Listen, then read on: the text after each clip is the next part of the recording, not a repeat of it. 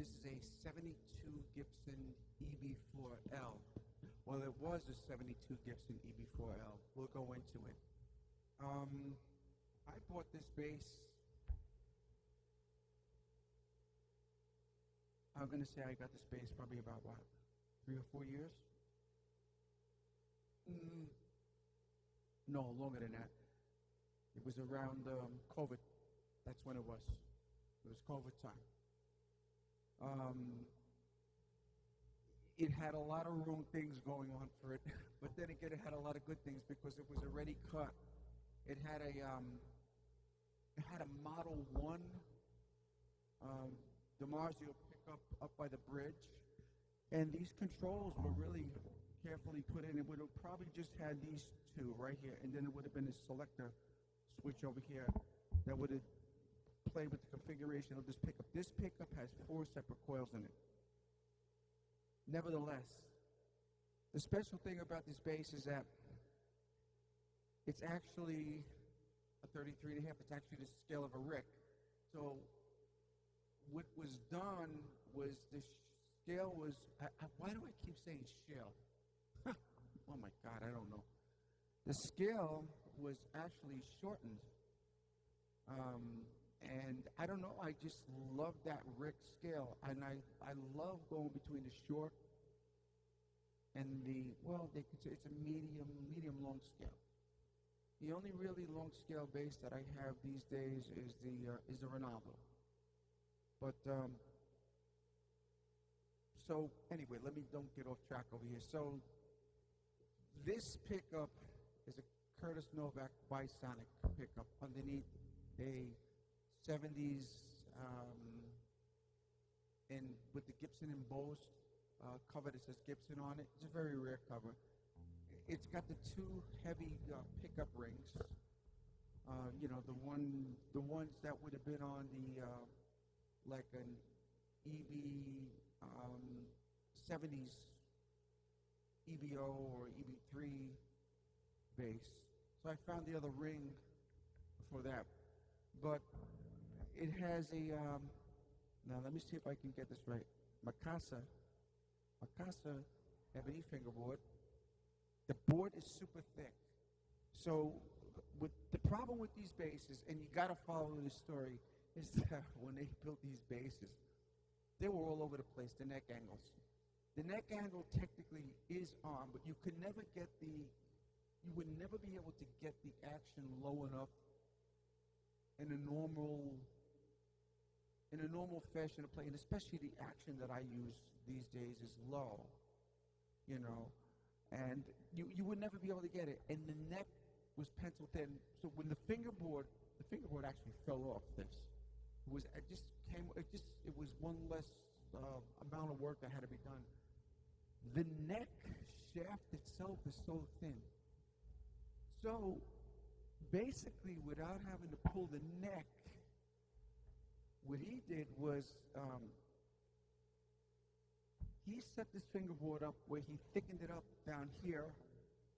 Is that what he did? Was it? No. Okay, so yeah, he thickened it up down here, and he slightly thinned it out down here. So basically, the way the neck lays is it's so perfect. You don't even know that this exists.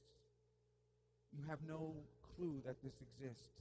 And there was no headstock rigs. It's got that, when the volute started to come into proficiency there, it's a three-piece maple neck with the super thick mahogany body. Does it make a difference? Yes, it makes a big difference.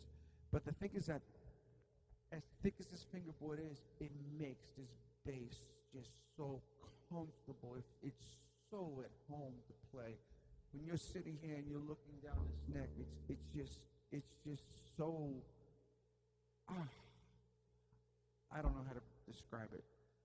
So that leads to that end of it.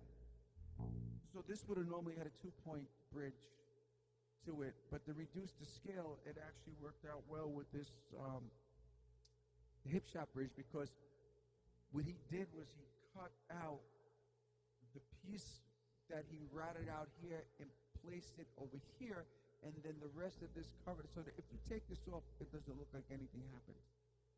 So that's important. I know you guys want to hear sound, but you need to understand the bass. I'm going to see if I could actually link pictures up to the video. I'll see if I can. The construction of this thing. So it would have had a pick guard. You don't even know that doesn't exist. It looked just better without it. Plus, I didn't have the pick guard anyway for it, so it didn't matter either way. All right, so it would have had these two controls and the slide switch. It would have put it series parallel and then with the choke. And it came with these 4 knobs like this because it had the other pickup in the bridge position. Actually, it wasn't quite where I wanted it anyway. But anyway, with everything being moved, la la la. And then of course I love the varitones. So that had to be included into this. So I'm gonna go through with each one of these doves, okay? Position 1 is gonna be this neck pickup, and this neck pickup, I think it's wired in series. I think it is. So this is with the neck pickup wide open.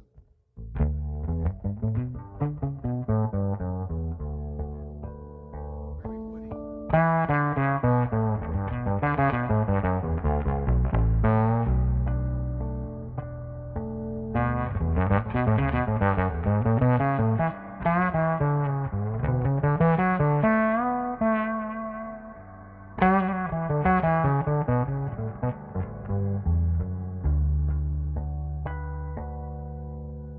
Tone is at about 5.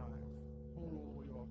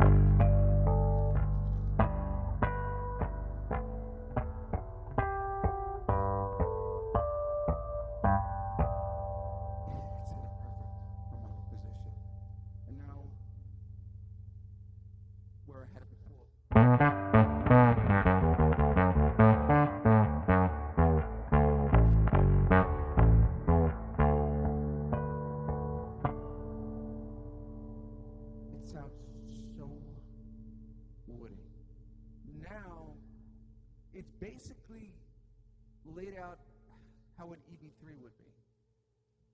And the wiring is very Gibson. Position 2, the Curtis Novak pickup in series.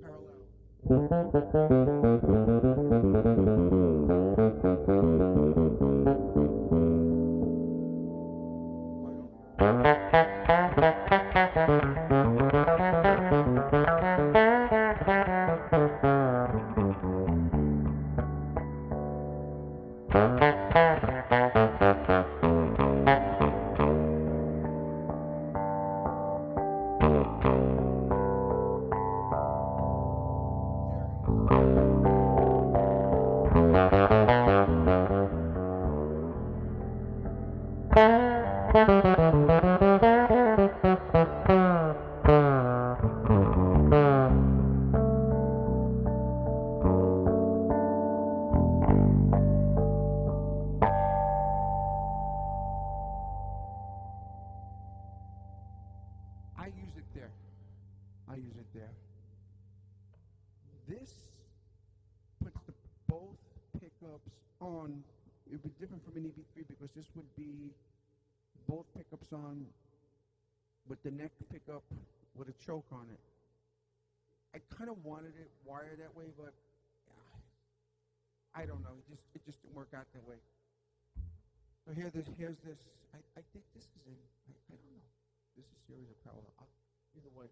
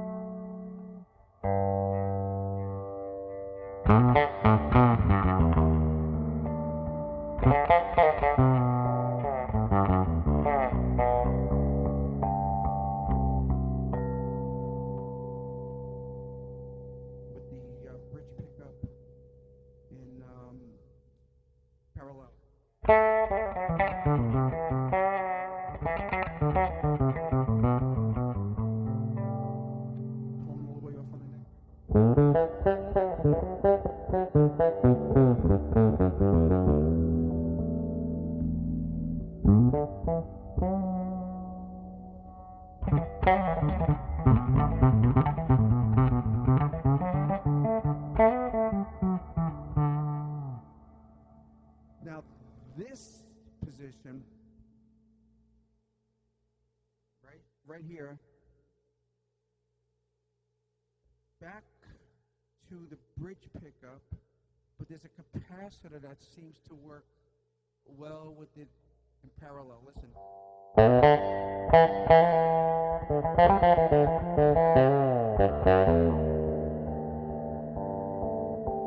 This is with the pickup in series.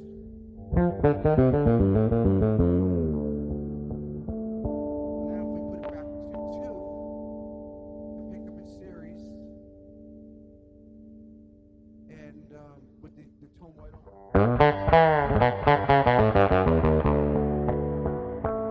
Because if you pull it out with the tone white on, it's a great sound, but it's a little, could be a little harsh.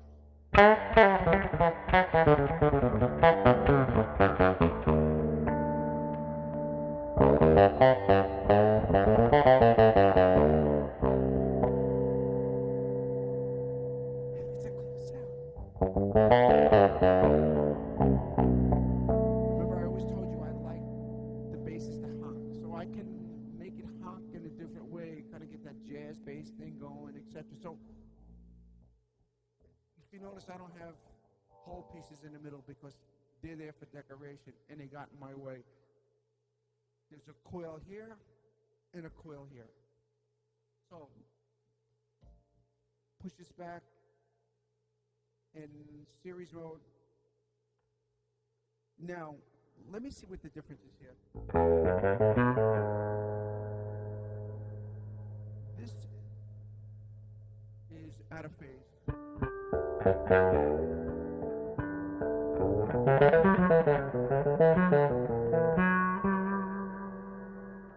Out of phase, bridge pickup, parallel.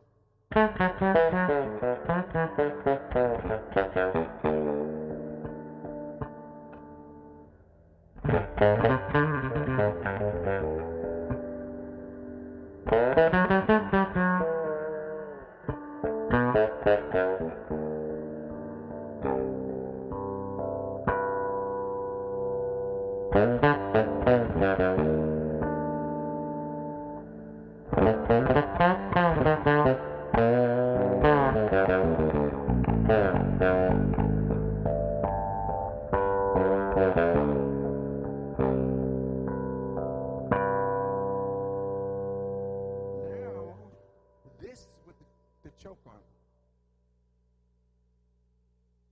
But then again, I still don't like the way it was wired.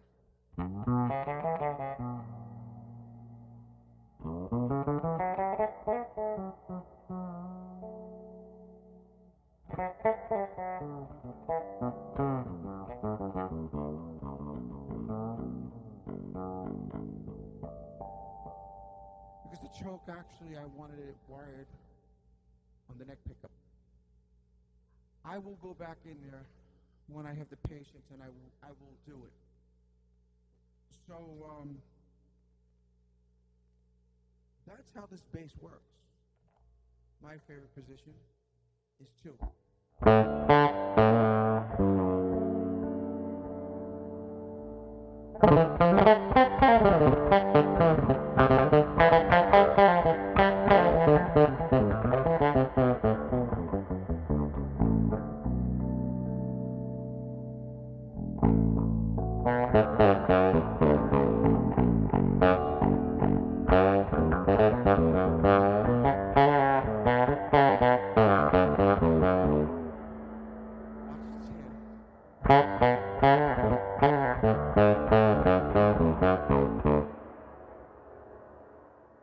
My left hand, when I attack my notes, is almost, it's pulling, I'm pulling the notes out.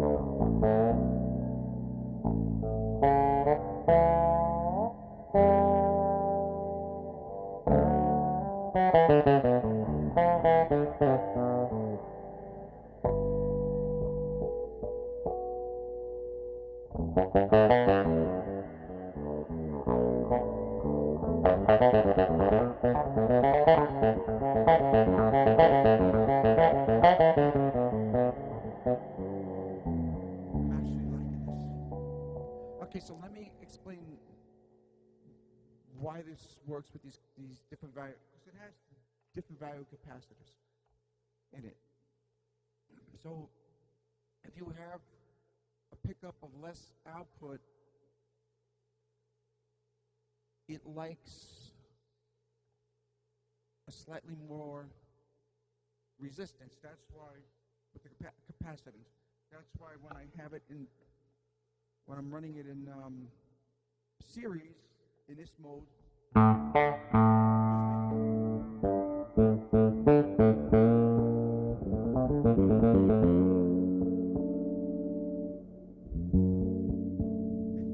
It's a little darker now. If I pull it out.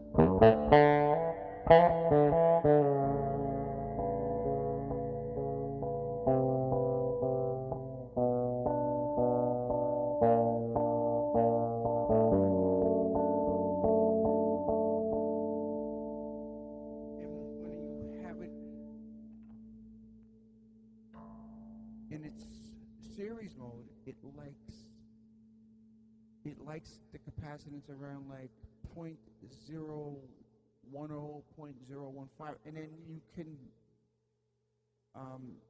put capacitors in series to come up with these things. Also, I do that a lot too. I sit there and I play with the capacitors, and you can see.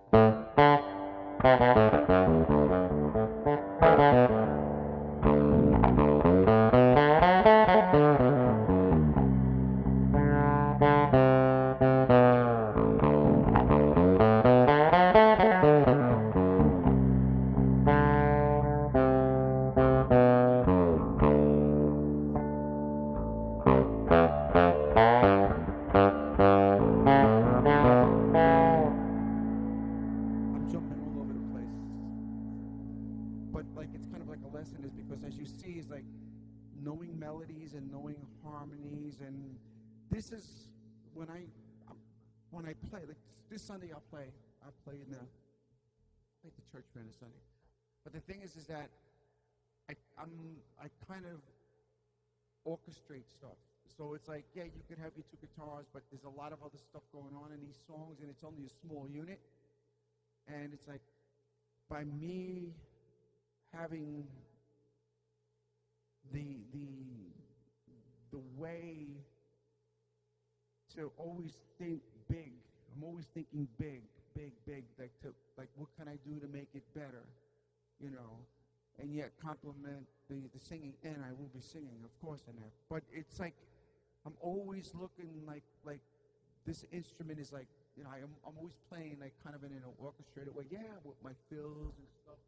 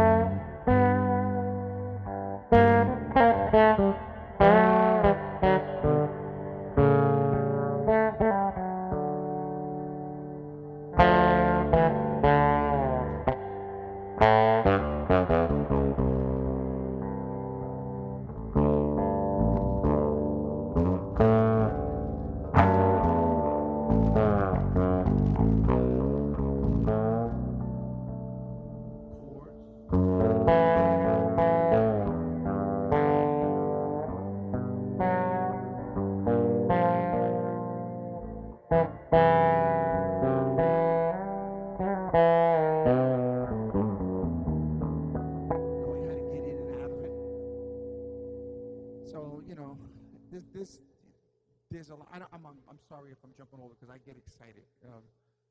But a question was asked to me with a viewer on my channel. I was actually sitting down having lunch.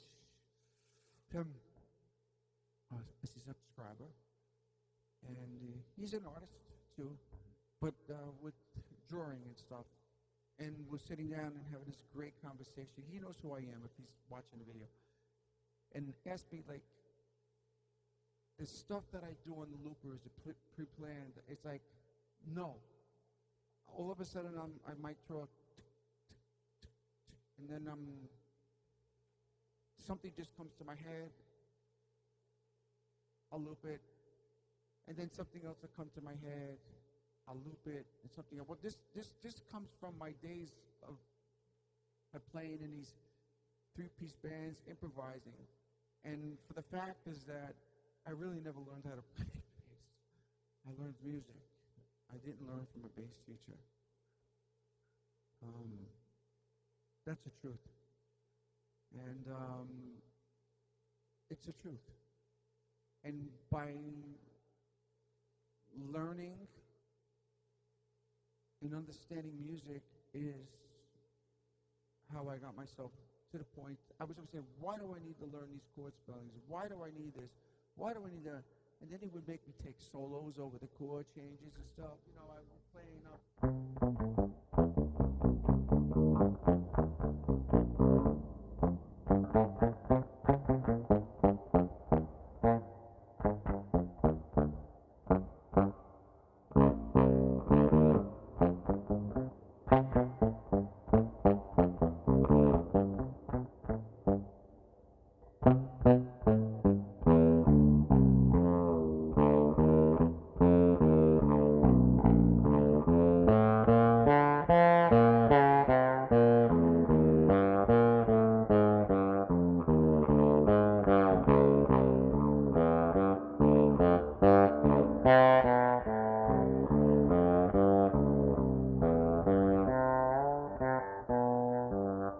You know, he would make me start off like to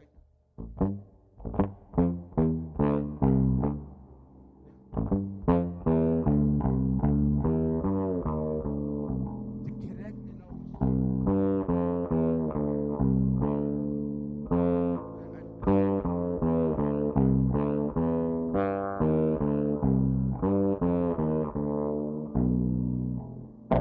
And then I started doing that.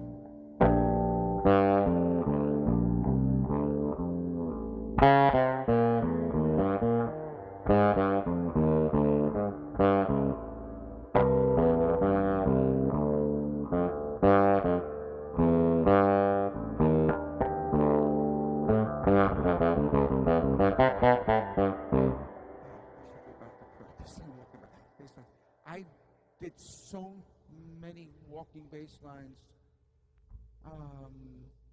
Like, what was that song? I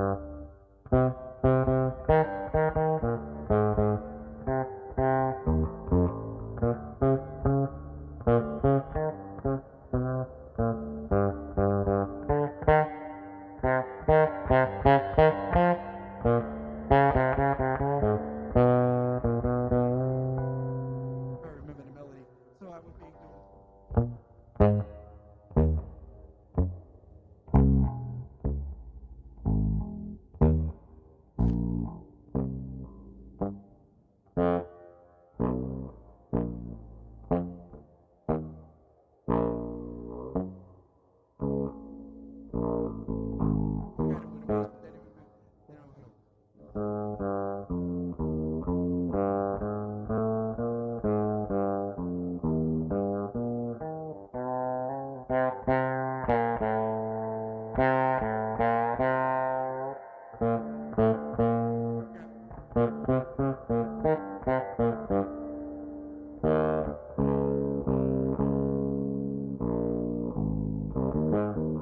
If I had the chord chart in front of me, I would do much better.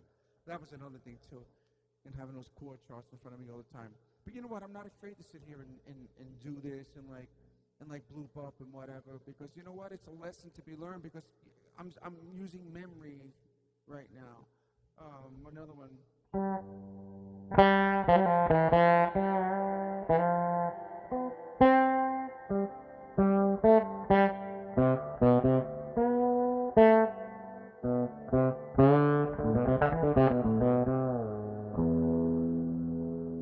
Knowing where you're going to get the sound, I'm improvising these melodies, and just knowing where that note that you want to come out in your head is on this fingerboard, it goes back to knowing the notes. Now I'm playing a fretless here. So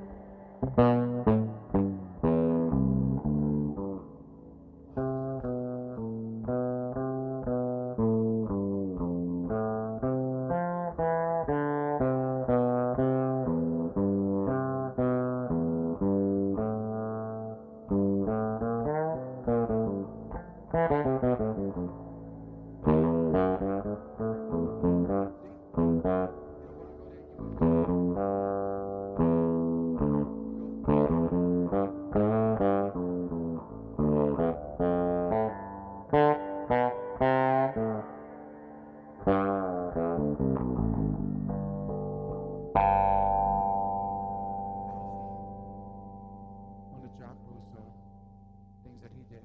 Once again, I'm not afraid to sit here and make my mistakes because welcome to my practice world, as I say. Just welcome to my world of practicing. And this is where it happens. It happens here. Like I'm learning music for Sunday. All right, I'll get some YouTube videos. Is it going to be the same keys? Oh, no. Will I have some type of a chart up there just to kind of look at? Yeah. But you know what? What's cool about it? They can capo to Mars. I don't care. Even in the middle of the thing, they'll capo. This is what's really cool. What it's like when I'm here, because they can capo. Okay, it's off the paper now, but you have a memory. Your memory, and then to be able just to transpose. And I'm playing fretless. I mostly play fretless. So.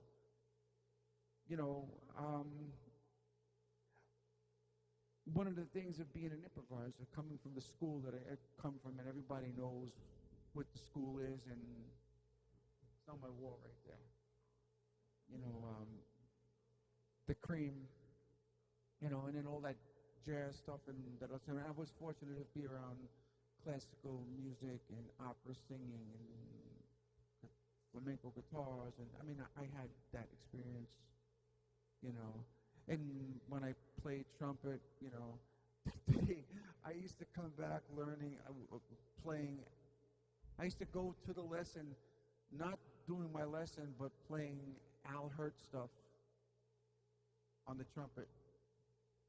Charlie Budd, Music Mart, Bergen Avenue, Jersey City. You guys remember that place? If any of you Jersey City people watching?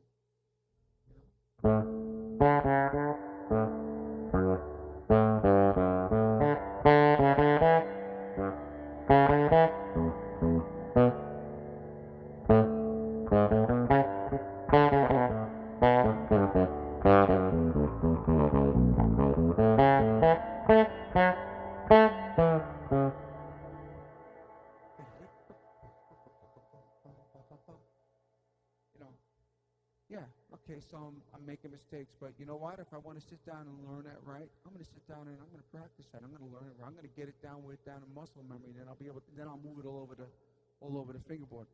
I'll reflect back to Jeff Berlin. Controversial as he is, he's right. He's right. Now this video must be getting a little too long and a little too boring, but I hope not. I don't try to bore people. I just try to relate my my everyday thing to to life, and doing what I do and still being able to do it.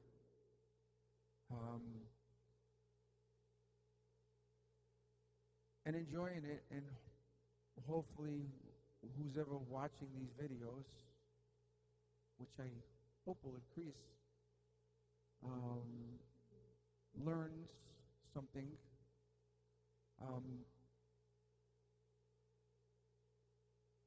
What I've learned, I can owe to the people around me. And people ask me, do I read? I took lessons. So I was already playing, and I hated reading. It's like math. I'm good at it, but I don't like doing it. It takes me a little bit to warm up on the paper, but you throw chords in front of me, I get crazy. I love it. This is like where I do all my where I do my magic. But do I know what's going on in the paper? Yes. Do I know why it's going on in the paper? Do I know why it's going on in that way? Yes. Do I read music fluently? No. But I know it. I know what it is. Knowing your chord spellings and, knowing your key signatures. Like this. I don't sit here and I'm going to map out what I'm going to do when I solo. I solo from what I hear. I solo upon what I hear, So.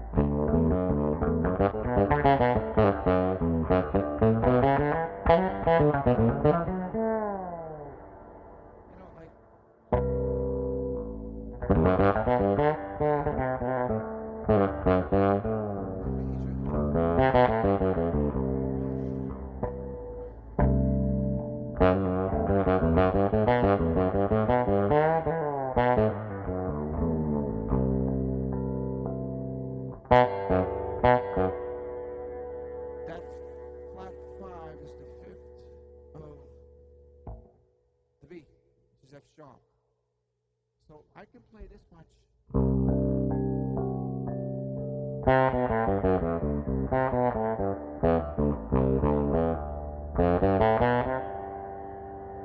And still play this.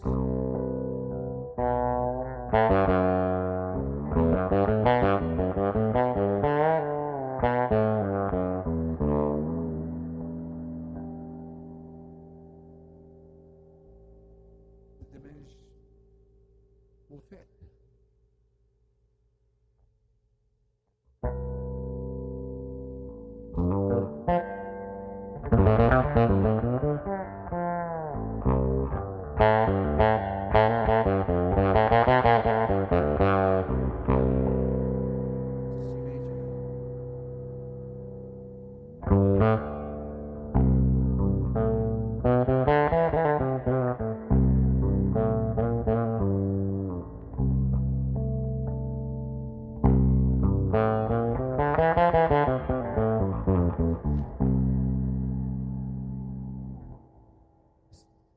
Like knowing stuff like that, it just nobody's gonna see.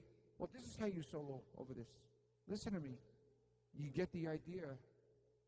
You have the information, and now you got to take the information further. Do I have a hard time? I sometimes have a hard time going over my stuff, soloing over my stuff, because it's like I complicate it so much. It may not sound complicated, but it's complicated. But the thing is to catch the right notes. And then not worrying about always playing fast. sometimes playing slow and get that tone in there. One of the hardest things that I recorded, go on the channel and look up Electric Dreams, Electric Size. John McLaughlin, I did my version of that. That was one of the hardest things that I had to solo over. And remember, it's just me and my bass, and then an overdub, and then just me soloing. That was one of the hardest solos to do, and to do it with conviction. And I just decided to do that day. Forget about me trying to play it on here.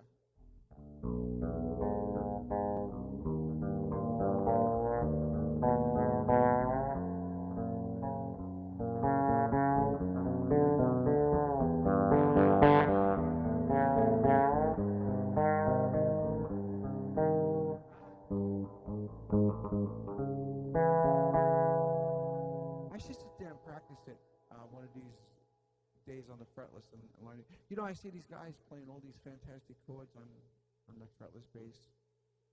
And then when I'm looking at them and I'm examining the fingerboards, they got lines on the boards. I don't got lines. You know, and my hands ain't as nimble as they used to be. Now, of course, on a fretted bass, it's like that's just the way it goes. It's easy, but to do some of this stuff.